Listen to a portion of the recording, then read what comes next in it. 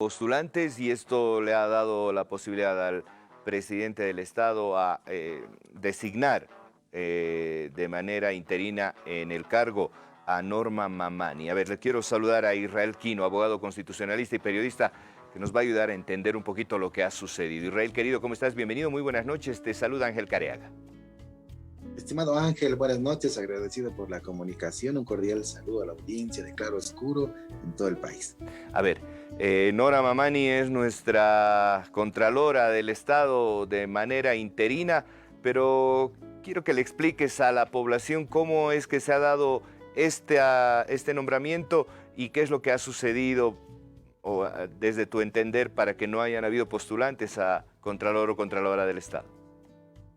Es preocupante que hasta la fecha, si bien se cierra este fin de semana la convocatoria, es un libro notariado, no haya aún postulantes, quizás porque una cantidad de profesionales importante en Bolivia no está teniendo una receptividad a esas convocatorias públicas por el hecho de la politización de las designaciones. Ya ocurrió con la Defensoría del Pueblo, entonces probablemente ese mismo cálculo, esa percepción de profesionales que quieran postular a la Contraloría no tenga el efecto debido como para que puedan sumar la lista de postulantes al cargo. Un segundo elemento, Ángel, es si bien aún no se ha declarado ni desierta la convocatoria, ni siquiera se ha ido a un proceso de selección menos de votación, ¿no?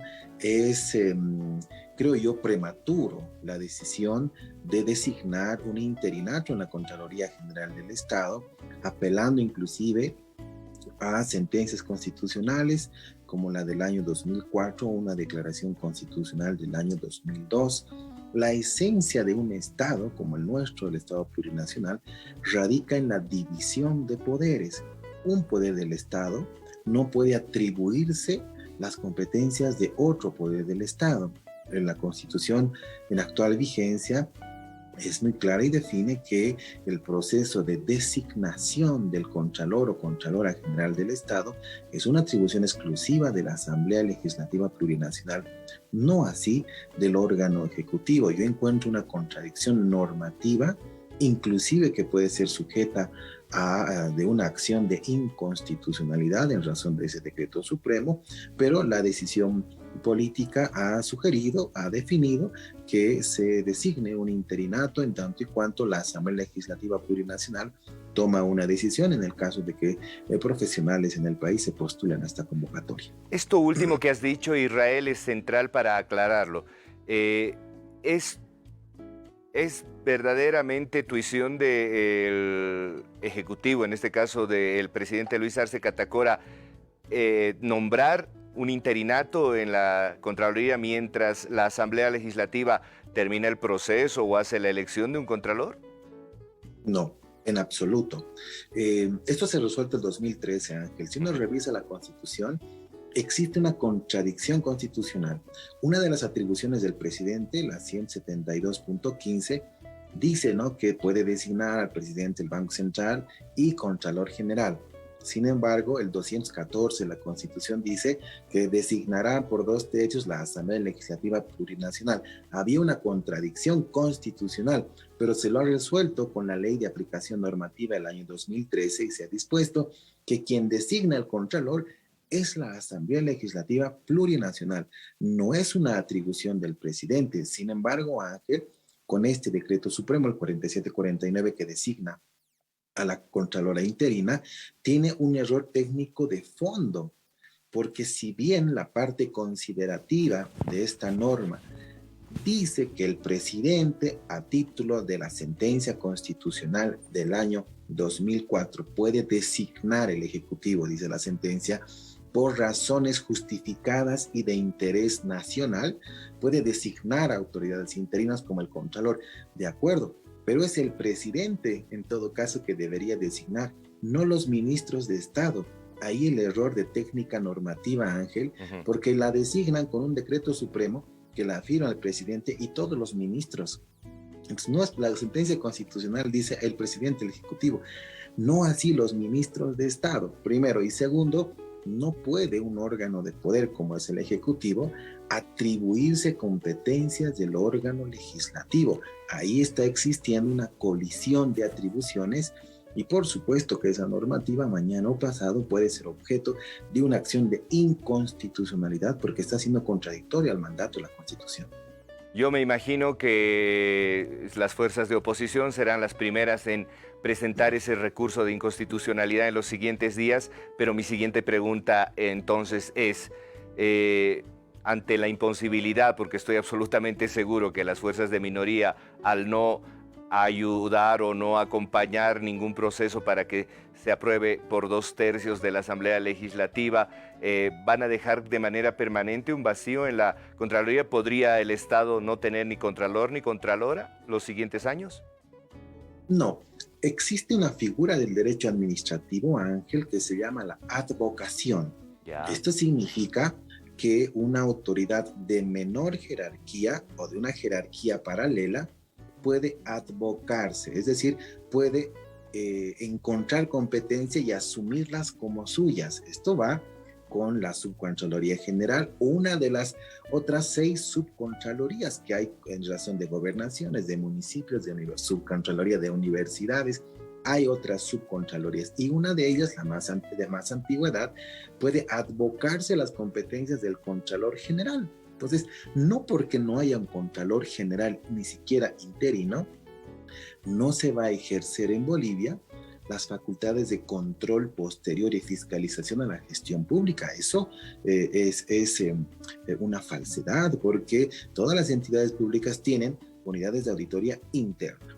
Todas las entidades públicas tienen representaciones legales, direcciones jurídicas, que cuando inclusive registran un contrato, ¿no?, en el sistema, lo van remitiendo trimestralmente a la Contraloría y es una de las subcontralorías la que atiende y resuelve estos requerimientos. Entonces, de que se tenga o no una máxima autoridad no involucra a que esta entidad deje de trabajar. Eso, por supuesto, no es permisible y se puede advocar, puede agarrar una competencia, ¿no?, asumirla como suya, una subcontraloría, y puede definir en virtud de aquello las competencias de una MAE interina de hecho, sin la necesidad del decreto supremo, porque ese decreto supremo, Ángel, a todas luces raya en ya la inconstitucionalidad normativa a partir de su vigencia. Seguramente las fuerzas políticas van a activar alguna acción al respecto, pero si no lo hacen, también existe un principio, la presunción de constitucionalidad, es decir, toda norma es constitucional hasta que el Tribunal Constitucional diga lo contrario. Entonces, mientras eso no ocurra, seguramente va a estar en vigencia y se van a cumplir las funciones en virtud de ese decreto supremo. Me parece absolutamente interesante y de mucho valor lo que tú nos estás informando ahora mismo, porque entonces la población tiene un poquito más clara la figura de lo que ha sucedido con la designación de la señora Mamani. Esta advocación de la que hablas no la puede utilizar, por ejemplo, la Defensoría del Pueblo. Ninguna otra de los defensores designados en las diferentes defensorías departamentales podrían reclamar o podrían hacer las funciones de defensor del pueblo. Podría ser, solamente son 2 adjuntos en este momento que existen, ¿no? Tanto la adjuntoría de cumplimiento de derechos, defensa y cumplimiento, como la adjuntoría de difusión de derechos, ¿no? Hay 2 funcionarios públicos allí que están en funciones. La adjunta de cumplimiento de derechos es quien interinamente estaba como defensora del pueblo interina, pero también no puede ejercer más funciones defensoriales. La única tarea que tiene son administrativas, por ejemplo, en tema de pago de salarios, temas administrativos. Está fungiendo como primera autoridad, pero no puede firmar ningún tipo de informe defensorial, por ejemplo, a nivel nacional, porque va a ser objetado su competencia. Ya lo ha hecho la Fiscalía a través del IRIF, entonces no tiene competencias como defensoría interina, solamente en temas administrativos. Pero Ángel Sintra, y a mí me parece muy polémico este decreto supremo, porque además, si se quería designar una contralor o una contralora, debería hacerlo el presidente por un decreto presidencial o una resolución de atribución exclusiva presidencial, no los ministros de Estado, porque le están diciendo a la contralora, usted es la contralora interina, fiscalícenos, ¿no? Entonces es un poco complicado designar a alguien inferior y ese inferior le fiscaliza a un ministro de Estado. Creo que han equivocado el camino normativo. Pero lo segundo, si van a apelar, si el poder político va a apelar a esta sentencia constitucional del año 2004 que dice por razones justificadas de interés nacional, ¿no? Mañana o pasado va a tocar el fiscal general, si bien hay una posibilidad de interinato, que es el fiscal departamental de Chuquisaca, por ahí malinterpretan con eso. Al 2023, todas las máximas autoridades del órgano judicial cesan en sus funciones. No podemos no tener Tribunal Constitucional, Tribunal Supremo de Justicia, porque también es vía 2/3. Entonces, a título de sentencia, el presidente, imagínense que designe al órgano judicial y habría una invasión de competencias en un órgano de poder que tiene que ser independiente. El Ejecutivo es muy riesgoso. Lo que ha ocurrido seguramente en el camino se deberá corregir en virtud de un pronunciamiento del Tribunal Constitucional. En todo caso, Ángel, si se interpreta el interés nacional, para mí es más importante tener un defensor del pueblo que tener un contralor, porque el defensor del pueblo pues vela por los derechos humanos del pueblo. El contralor es una función administrativa de control posterior a la gestión pública. Así es, así es.